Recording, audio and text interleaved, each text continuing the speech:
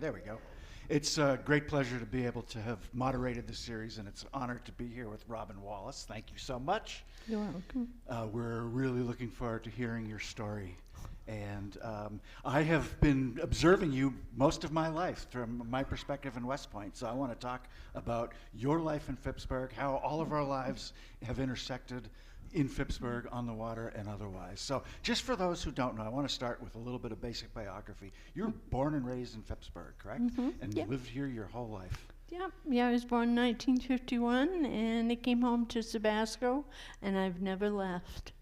I'm 74, and I live right in the area that my ancestors were at, and I've been living here, and I hope for a long, long, long time, Yeah. until the end. Well, we hope so too. What has it been like for you to be in one place your whole life? I love it. It's funny. I've stayed overnight in different places, and it's okay like the first 24 hours, but boy, once bedtime comes, I want to be home. Yeah. And I've even stayed at my cousin's house just up the road from, and around midnight, saying, can I go home, please? so, Yeah. so, So you're always home. yes. Yes. It's like I told Mary Chapin, that I'm an anchor. Yeah. I don't drive, and I stay home. And then somebody has to say, oh, I'll drive you. When you were young and coming of age, did your parents encourage you to leave, or did they encourage you to stay? No, I guess I was just free to do whatever. But the funny thing is, the place that we live at now, it was left to my aunt, and she wanted my dad to have the house because my dad took care of his father in the last years of his life. And she said, Dick, she said, I've already got 2 houses. I don't need another one. Take it. And I was listening to him, and I was holding my breath because Keith and I were looking for a piece of property. And I was thinking, oh, Dad, take it. And so she left, and I said, Dad, why didn't you take it? I said, Keith and I need a piece of property. I said, we'd buy it from you. Really, we would. And he said, well, if you want it, why don't you talk to her? So I called her.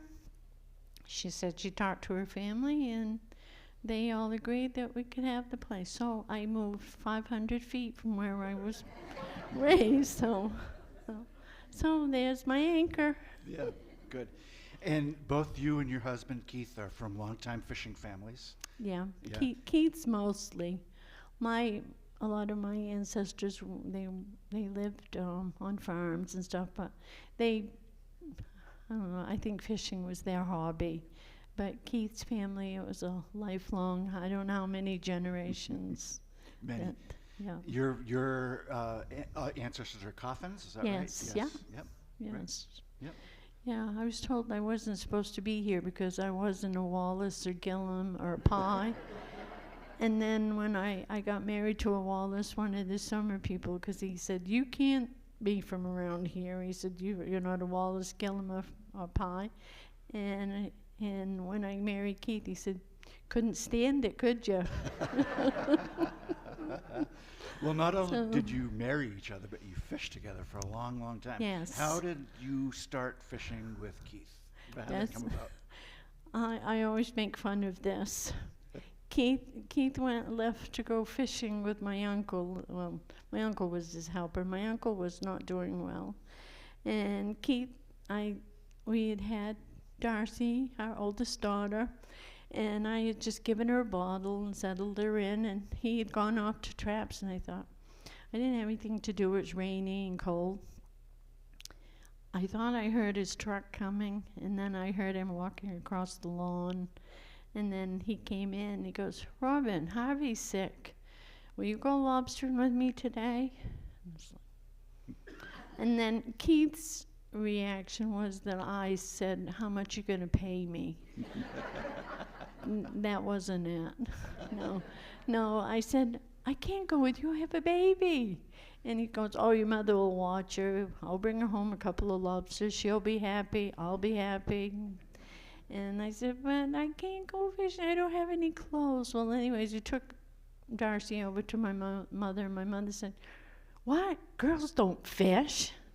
And because, at that time, women her age were supposed to be stay-at-home moms, just do the cooking and cleaning and stay away from the boat. And I just figured that she thought once I started fishing, I'd come home talking like a pirate, spitting tobacco and everything. But I didn't. I was ladylike. Good. So, what was your job with Keith? Were you a sternman, so to speak? Yeah, I was stern woman. No, the first of it, my very first day, I had to stand in one particular place in the boat by a bucket of bait, and all I had to do was put bait on the needle, and then Keith would take it, and he would take care of the traps. But as the years went by, he got bigger boats, I got a bigger job. I learned how to tie a knot in a bait bag, and I got to fill bait bags, and I put the bait on the traps, and then what we call swing them. I take them down the railing and put them like on the stern or on the trap run so that they could be run out. And I learned not to stand in the rope. Learned that right away? Yeah. Yep. And then sometimes he would take a third person, and that person got my job of taking the stuff down back, which didn't bother me at all. So all I had to do was just fill the traps with bait and plug the lobsters or band the lobsters like they do now. Yep. So Did you like the work? at first I didn't, because that first day I smelled my hands, and they would smell so bad because the gloves.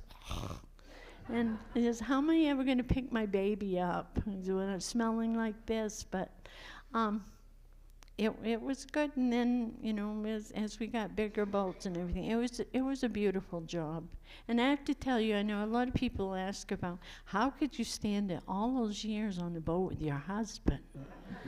And I will tell you, a captain's job, more than anything, is to make sure his crew is okay.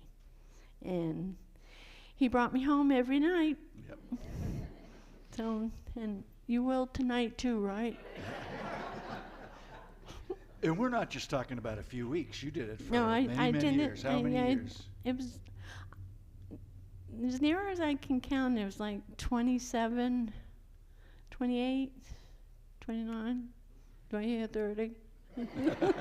So, but I did. And I really, really loved it. And I will tell you, our daughters joined us. Uh-huh. And I should say, they kind of took over and helped him when they were younger. Morgan, my youngest, she was 4 years old. She was sitting on the doorstep. She had boots on and a hat and coat and everything. She was crying because her father wouldn't take her pogeing. And he used to go out, late in the evening, and it was way past her bedtime, but she did not like it. And our oldest daughter, Darcy, she got to go lobstering with him all through her teenage years, and she had to put up with cousins that did the most disgusting things, like biting fish heads off and squeezing the bait, just really nasty stuff. And she did well. Did they go into fishing? Morgan did. And it was funny. She went off to college, and she came home one weekend. She said, Dad, I don't want to work for somebody else. I want to be my own boss. I want you to help me get a boat. So he helped to get a boat, and they took turns. He would go with her in her boat one day, and then they'd go in his boat the next day, and they kind of swapped off. And she did it for I don't know how many years. And then she had a children's consignment store, and she called that was her fun work, and the boat was her hard work. Mm-hmm. And she became a single mom, and she had to stay on shore more, so she's on shore now. So in addition to hauling traps and baiting traps and doing lobstering, you went out on a lot of trips for tuna.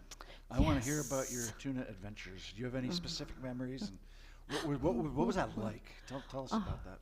To go tuna fishing, I can't describe the feeling. It's the adrenaline, it's awful. You get hooked, and Keith will tell you that I've cried on the way home because he's taken me in when I didn't want to go lobstering, and I wanted to stay out tuna fishing because I didn't know that you had to depend on the tide and the wind to catch tuna. I thought, all you do is put a hook in the water. Come on.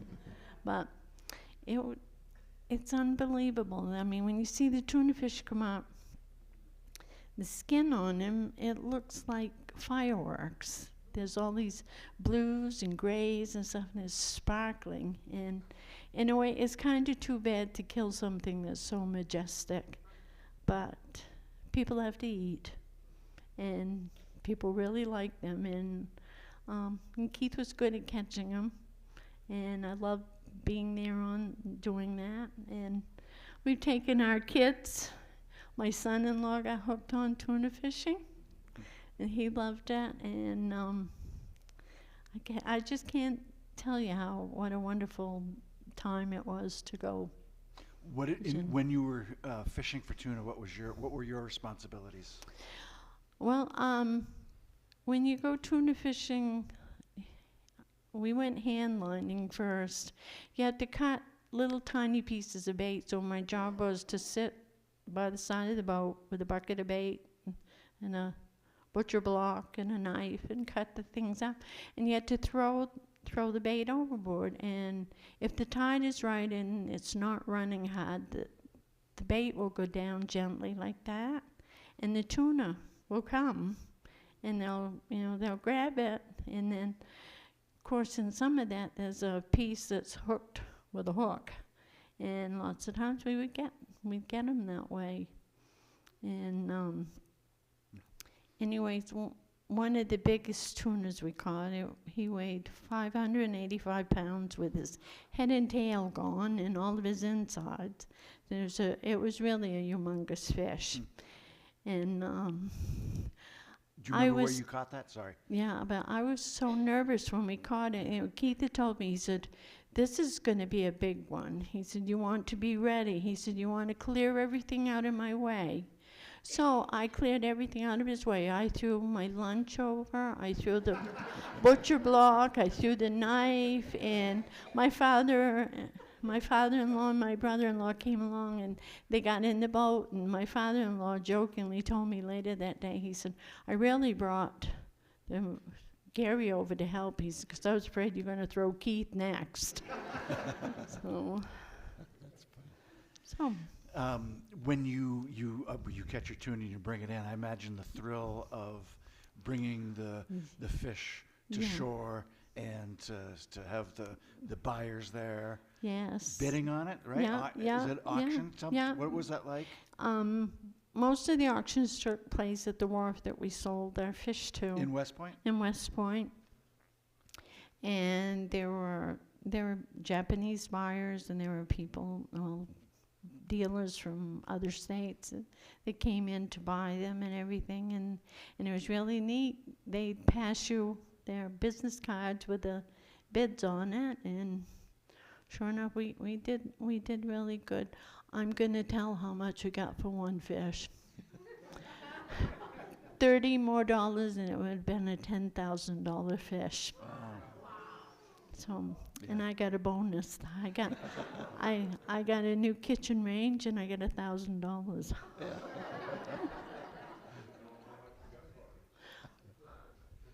What was that? $9,000? Was it $9,970? Yeah. So it was just $30 lacking 10,000. Was that what, 70s, 80s? When was that? That was in the 80s. 80s. Yeah. What do you know what the tuna fishing is like these days, and are we in a downward trend, or where are we? Do you have any idea? We don't really hear a lot of, because a lot of the fishermen that we fish with are no longer here. Mm-hmm. And I know, like, the wharfs in our area, they don't buy tuna anymore, so like they have to go to Cundy's Harbor or someplace in Harpswell to sell their fish. Yep. So when we were kids in West Point, we remember on a regular basis, boats coming in with tuna and Yeah. taking photos. I remember probably in elementary school, I brought in a tuna tail at show and tell. And Yeah. boy, that did not go over well. That was pretty ripe. Hauling it back from West Point, probably Yeah. bring it to school Yeah. Monday or Tuesday. Yeah. Not a good idea. We- But it was yeah. a big deal. Everybody came Yeah. out to watch. We had a cousin that lived in Mechanic Falls, and he bet some of his buddies that he could show them the biggest fishtail that they'd ever seen, and they all made bets. No, you can't do it. He brought in a tuna tail, and he made a lot of money because he won the bet. Mm. So were there other women fishing back then? I know there were women that were fishing, and I know some of them just did part-time, but Did you know Yeah, many of them? That was a better yeah, question. Was some. did you know other? well, I know some of them, but I'm pleading the fifth. Yeah. Okay. Did you feel like you were doing something special? No, not really. I just figured, I'm married to a fisherman. He needed help. I could help. I was able-bodied, and Darcy had a grandmother to take care of her. And when Morgan came along, Aunt Patty took care of the both of them. So I just went and I did it. And I will tell you, this is a good place to tell you about it. I know a lot of people say on Sunday, you should be in church. I've been out tuna fishing, and when you see the sun come up on the water when you're tuna fishing, you have to believe in God. The sky, in the water it's black, and all of a sudden as the sun comes up, it goes from a deep blue to a green to a real pretty shimmery silvery green, and I was close to God. Okay, this is a great time to ask you about your artwork. You started painting Yeah. many years ago. Yeah. Did yeah. you were you inspired to paint because of what you just described? No, to Okay. to tell you the truth, I'm a cancer survivor, and when I found out I had cancer, my doctor told me, he said, "Robin, I don't want you to go home and just sit around and have a pity me party." He said, "I want you to get busy." He said, "Don't you have some kind of hobby that will take up your day?" And I just said, "Well, I used to paint when I was younger. I thought maybe I could do that." So I painted. And one of the first paintings that I did when I found out I had it, I just prayed that, said, I would like to paint a painting that I can leave behind that my kids and my grandkids will remember me by. And at that time, my grandkids loved the book, Where's Waldo? So I painted a painting of buoys on a shack, and then there was a whole bunch of cedar shingles and everything. I hid W's so that when they looked at Nana's picture, they could find the W's. So that's how that began, and I got so I couldn't go lobstering, and I just figured if I can't be on the water, I can paint it. So that's. And you have probably hundreds of paintings, right? Dozens, hundreds? Not anymore. Giving them all away? Well, Keith came home one night and he said, "I bought you a shed." And I said, "You brought me a shed?" And he said, "Yes." And I said, "Oh, I know. You're tired of tripping over frames and canvas and everything." He goes, "No, I want you to open up a shop." So I opened up a shop. In my first year, I sold 48 paintings. So, and then after that, I just did a few paintings here and there, but mostly now I paint whenever I feel like it, and if it's something that somebody has inspired me, I usually give it to them. So That's great. yeah, I should say we have scrapbooks on tables over here filled Yeah. with paintings and other memories from your life. yeah, Yeah. There's a lot of fishing pictures and my paintings, and there's a scrapbook of the. We had an auction to get Kate to come, and we needed to raise money, so we had an auction. So I made a scrapbook of that so that it's a memory. Thanks, Mary. You've obviously spent your whole life on the water. You've done many, many years Yeah. of dangerous, risky Yeah. work. Do Yeah. you feel a sense of pride keeping a Maine tradition going that Ye- has been, okay, Yes, speak. I really do, and I feel bad the way that the, well, I shouldn't say, but the government and all of these agencies, I mean, they're taking away the traditions, and it's really, really too bad, because even now with um, Billy Bob Falkingham, Mhm. he's in trouble because he took a 14-year-old boy out fishing. And I know it's because they wanted the tax money that that little boy didn't pay on the money that he got. But there are a lot of families that have young children that they take them out in the boat. Just and like yours. yeah, and if you take that away, I mean, it's really, it's sad. Fishing is really going to disappear. So if you've got a fisherman or a family in your family, get them out fishing. Best thing. All right, well, that segues to one of the questions I had. What are your hopes for the future of fishing in Maine? I wish it would take off again. I wish the lobster price would go up. I wish Keith would catch a lot more than what he's been able to catch lately. Okay, so. Yeah. But most don't make fun. No, it is. I wish that some of the old fishing could come back, and it could be as simple. And then they've taken away, like, you really can't be an entrepreneur anymore. There's too many restrictions and too many limits, and goodness, I remember my first time lobstering. I didn't need a license to handle bait. Yeah.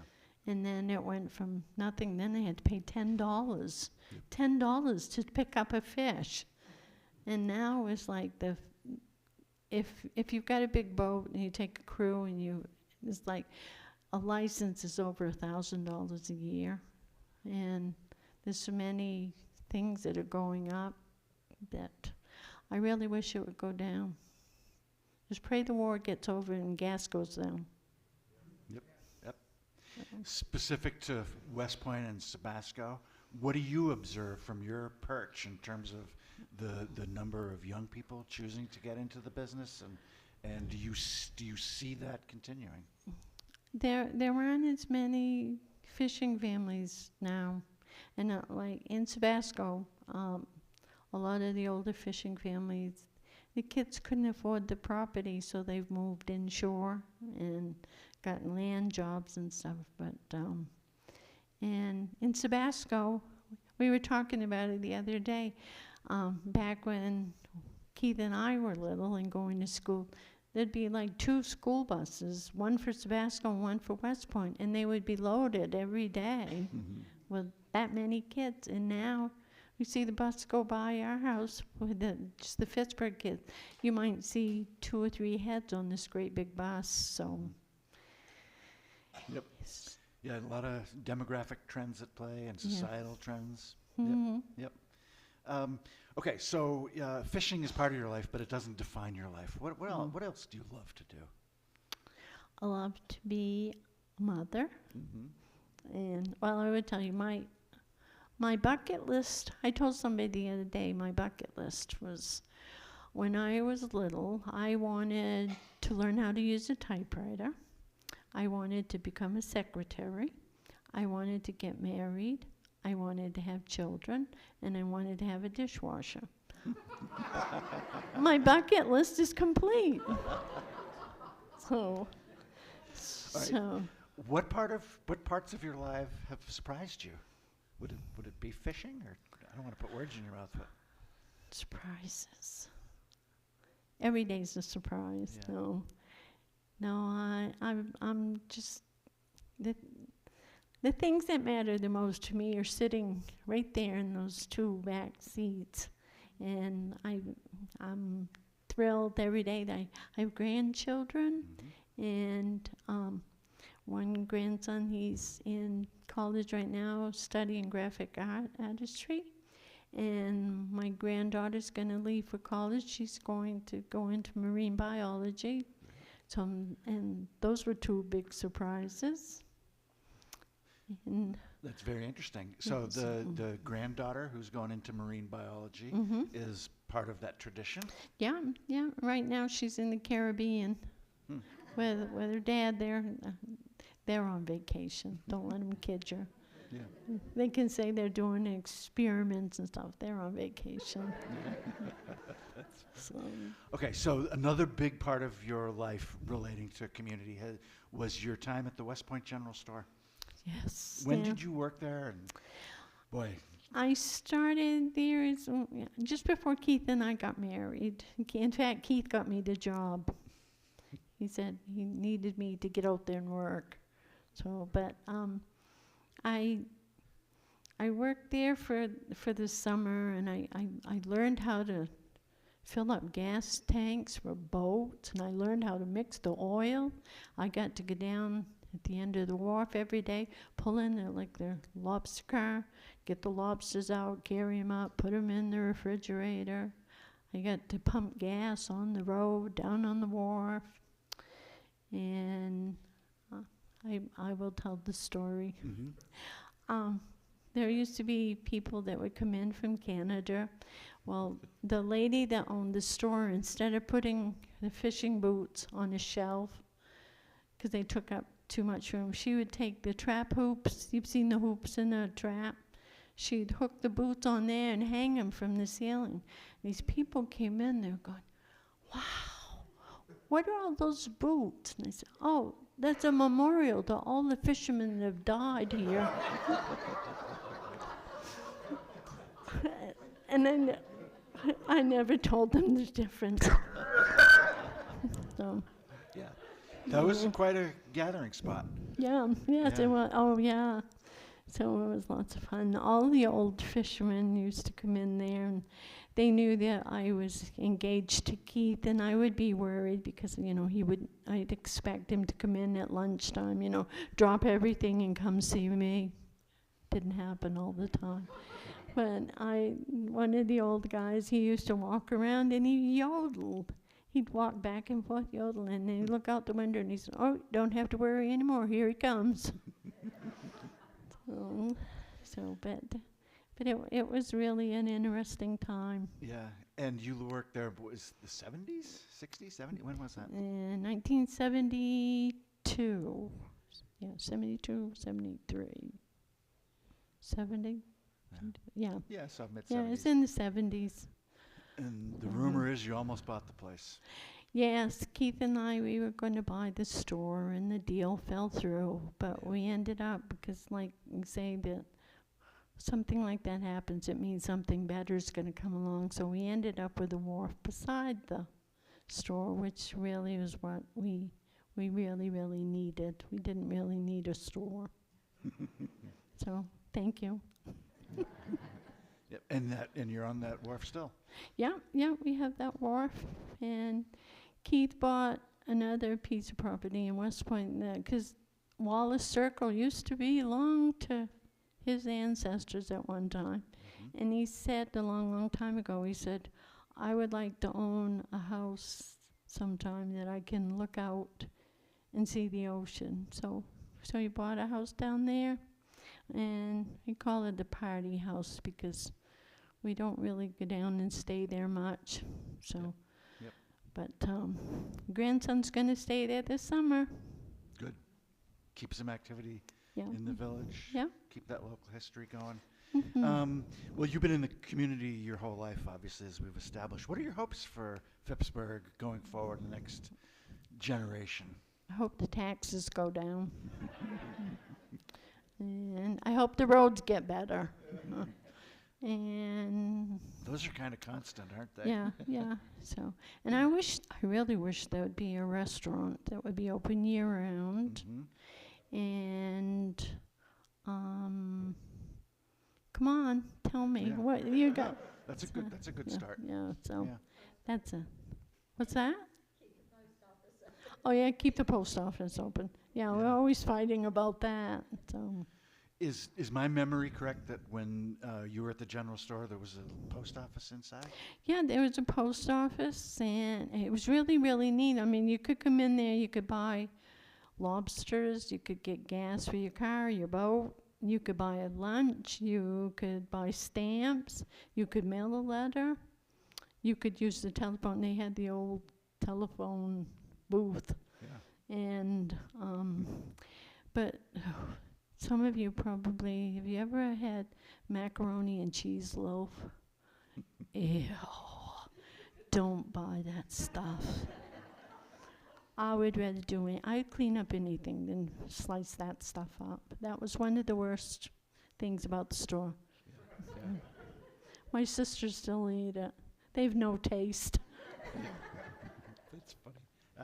Well, a general store serves many purposes, right? Yes, it does. So, You had, what, 3, 4 boats named after you? yeah, Yeah. 4. 4? Yeah, Yeah. yeah. Well, the first boat was one of Elton Wallace's boats, and Keith's mother told me at one time it was named the Tamara, but then it got changed to the Robin, and then one of Keith's friends called it the War Daddy. We don't know why War Daddy, but that stuck. But then Keith he bought a Weber Cove, and he named it Robin C. And then he bought a new, bigger one, and he named it Robin C. Roman numeral 2. And then the next one was the Robin C. TOO. And now this one is the Screaming Demon. He said, and he told yeah.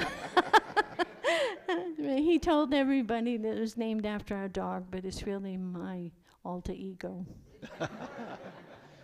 So. And you have a new puppy in your life. I could not ask. Yes, we have. Thankfully, our oldest daughter, Darcy, and her husband, Jason, they flew to Michigan just to get a puppy for Keith and I, which we're so thankful that they did that. But they went and picked him up and drove back to Maine with him. His name is Lincoln, and he's called him Link for short. And he's a terror, and he's his favorite place in our whole house right now. Keith brought in some trap wine to do some trap heads. The dog has claimed that corner of the house. You go over there, there's shoes, slippers, dog dishes, socks, pillows, any kind of toy that he has. So, but he's a joy. I bet. And will the dog go out on the boat? No. No? No, it's really too dangerous because it's a German Shorthair Pointer, and they love the water, but they don't know that they can't walk on it. And he's had some that the boat's been going this way, and he hit a wave, and it'll go this way. The dog still is here. So after that, there's no dogs on the boat. Yep, that's smart. Yeah. Yeah, great. All right, we have some time left, but it would be a good opportunity to open it up a little bit. This is a great community conversation. We all know each other, so let's jump in and see what other people want to know. All right, let's start right. I'm sorry, I don't know your name, but It's Lucy. Robin, what did other women in the community think about you going out on the boat, and how common was it? And were you comfortable with that, or was there? I have to tell you one time, because, when I first started, I had to wear Keith's clothes. And that was hard. I had a 7.5 shoe and a size 11 boot. I used to have to turn them in the direction I wanted to go. But, women were fine, but I do remember one time I had his big burly jacket on and his boots and everything, and I had short hair and I had a baseball cap on, and I was at the store, we were getting lunch, and I walked by these two guys and I heard one of them whisper, "What is that?" The next day when I went on the boat, I wore earrings. I had blush on, and I painted my nails. So I showed them. Did the men give you a harder time than the women? Do they what? Give you a harder time? No, not really. So, well, if they did, I didn't listen. I imagine you earned their respect. Which No? maybe. Okay. Yep. Yeah, they did. Yeah. Yes. Yeah. Right here toward the front. Yeah.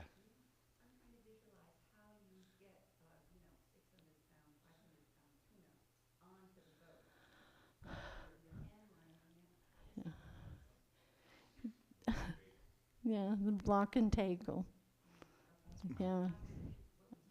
What was my back? Most of the time I stood back and held my breath.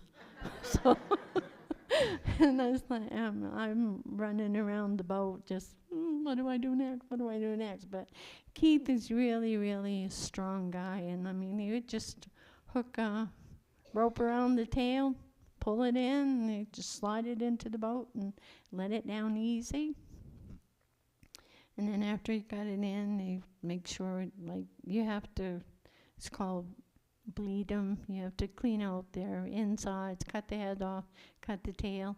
And then after he did all of that, I was supposed to pack the body with ice and keep it cold because so that the meat wouldn't be called burned, because the Japanese didn't like burned tuna. So that was one of my main jobs. And I have to tell them about the shark. Yeah. Out where we were tuna fishing, there's a lot of different sharks. And one thing I could never get over is in the summer when it's so hot, you could catch blue dogs, dogfish, makos, and threshers and everything. A lot of the guys would get hot and they'd jump in the water, and it's like these sharks all around, and I thought, well, maybe that just happens in the movies. And then Keith was telling me, he said, my father and Gary and I caught a thresher shark once, and he said, the thresher shark, he has a long tail, and he goes like this in the water, and he hits fish, stuns them, and then goes back and eats them. Well, when they were bringing their shark in, the tail came around and it hit Gary across the chest. That left all blood blisters. Wow. And so a few days after Keith told me that, we were tuna fishing. Keith got a thresher. And it wasn't a little one. It was about 16 feet long altogether. And the first thing you see when it comes out of the water, this tail going like this. Keith said, get over here and help me. It's like my inside self was saying, don't be an idiot, don't go near there. So instead I grabbed the camera and I took pictures, and he got it in and cleaned the fish up. We had shark to sell, and then a little while later, with all of the stuff that he threw over after cleaning the fish, we got a tuna fish too, so it was a bonus. Wow. So that was a lot of fun. Big day. Yes. Yeah. Very When good day. you're out tuna fishing or whatnot, are you out for the whole day or 6-7 hours at a time? What do you? Oh, it depends on the weather and how the fish are. If the fish are biting, I've been with them. We've watched the sun go down just as the tuna were starting to bite. But it goes sometimes early in the morning. Some of the guys are out 2 or 3 days trying to chase them down. So. Kate. How has fishing and the habits of fishing and the sort of movement of fishing shaped how you live your life now, the shape of your days now? Shape of my days now? Oh, you mean how it's affected me? Oh, you little witch, you. No, it's funny, when you lobstering, it's like synchronized stuff. You have a job. It's got to be done then and there, and it has to be done in a certain way. And it's made it so, like, I got used to, you have to cut up the bait, put it in the bag, tie it up, get 'em ready, put it on the needle. The trap comes out, you have to take the bait bag off, clean that out, put one on, and then move it. And it's like, if you don't do it in that sequence, your day is messed up. It makes everything just go all topsy-turvy. So now it's like, when I get up in the morning, I'll make my bed because I figure I don't have to go back in there. So I'll do my bed and get that done and get dressed. And it's like in sequence. I do my housework room by room by room. And it's because I've been taught lobstering that, you do a job, you do one thing at a time, and then you're done. Is that what you wanted? And then you do it again the next day. Yeah. So, except with a puppy, it doesn't work that way anymore. No. Oh, here we go. Robin, what was the lobstering season when you were fishing? Well, when I first started, it was in October. And did I mention it was cold? Mm. Yeah, it was cold. And it was raining. And I went in October, and I think I might have made it to the end of October that year. And then I quit going, and then I'd start on April Fool's Day. And I would go through until the kids got out of school in June. This is when my kids were little, so that I would be home with the girls during the summer. And I would go from April, May, until the end of the school year. And then I would start again in September when they went back to school, and I would go until I'd whine about my hands being too cold or my feet were freezing, and Keith couldn't take it any longer. He's just like, oh, good Lord, stay home, stay home. So, but So that worked out. yes, yeah, it worked out.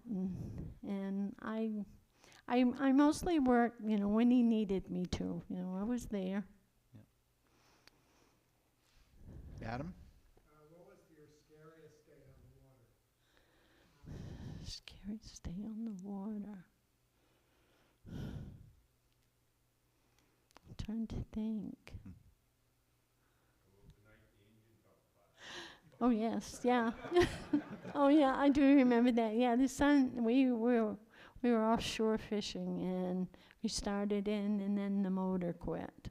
All the boats back then, Keith was the only one fishing in that area, and we knew everybody had gone home and everything, and we were going to spend the night out on the boat.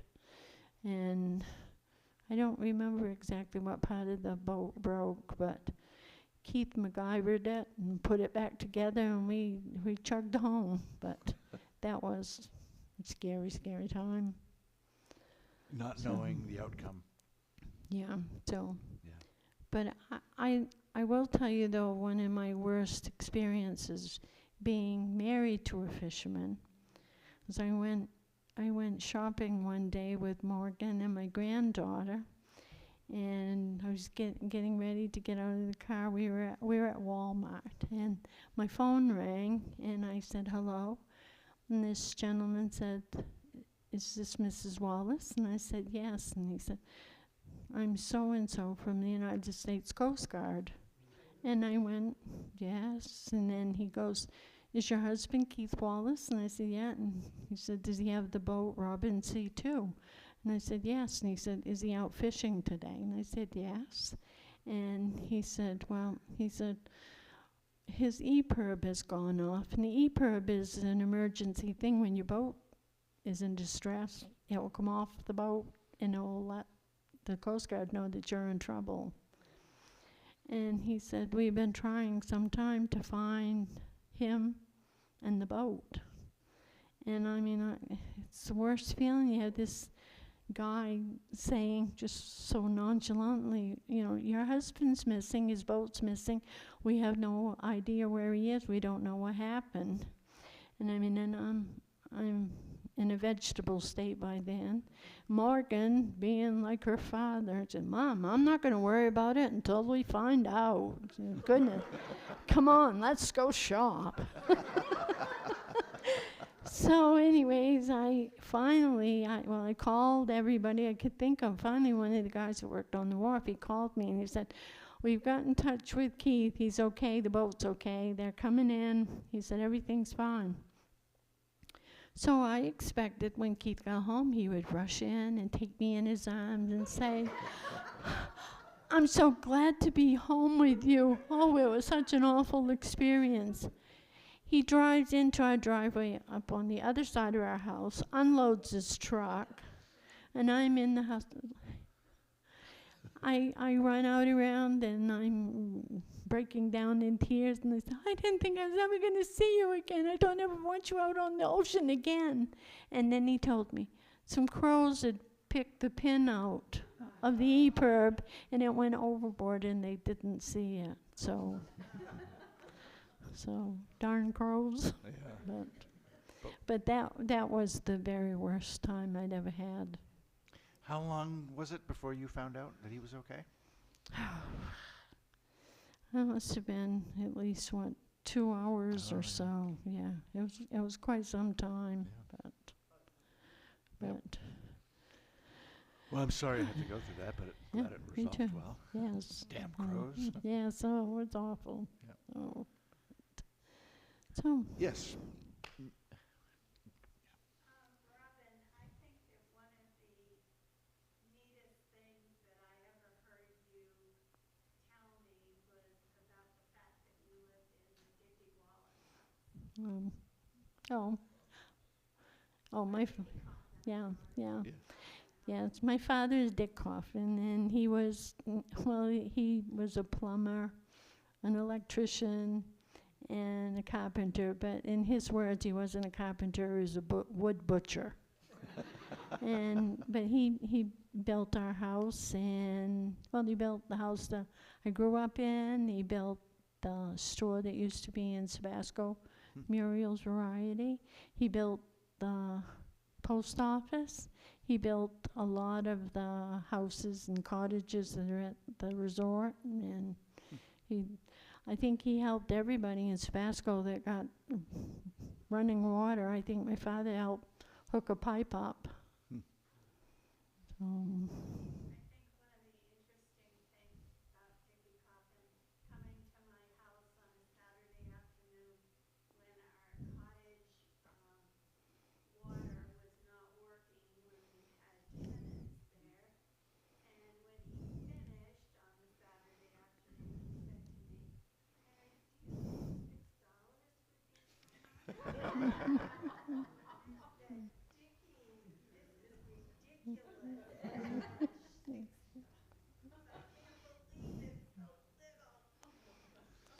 my mom used to say my father didn't go to work. My father went out and made friends. That was true, very true. That's a great tribute. Yeah. Yep, that's a great tribute. You get, I imagine, some of your sense of humor from your father, My mother. your mother. Yeah, I think so. Mary, yeah. I think that an interesting fact about Robin's family, her mother served on what we call the Hot Lunch Committee, which brought a hot lunch program to Phippsburg schools. Marie Varian, Gail Roberts, Dot Young. I was the young teacher, and people would say, "I don't think she has any business telling us how to feed our children as young teachers."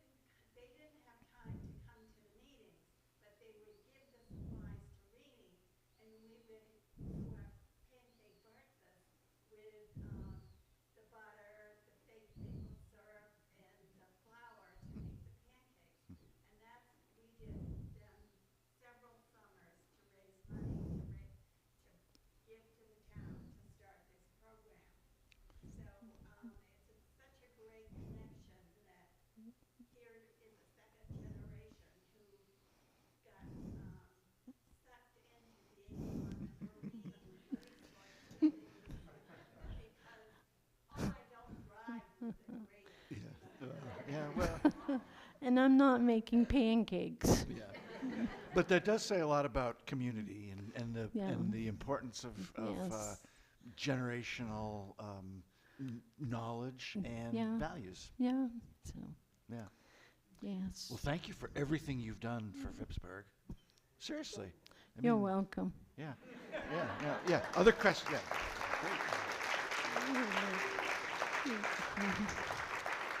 And I didn't mean that to be the end. I just want to say seriously, thank you. But if there are other questions, we Yeah, still they have a few want to go minutes. home. Yeah. Right. That might be it. So, Anybody? No? Okay. see, they're done. That we have missed a lot of important conversation that I've heard out of my back ears.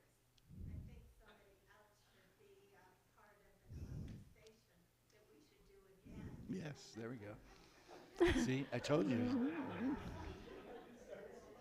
I'm staying home that day.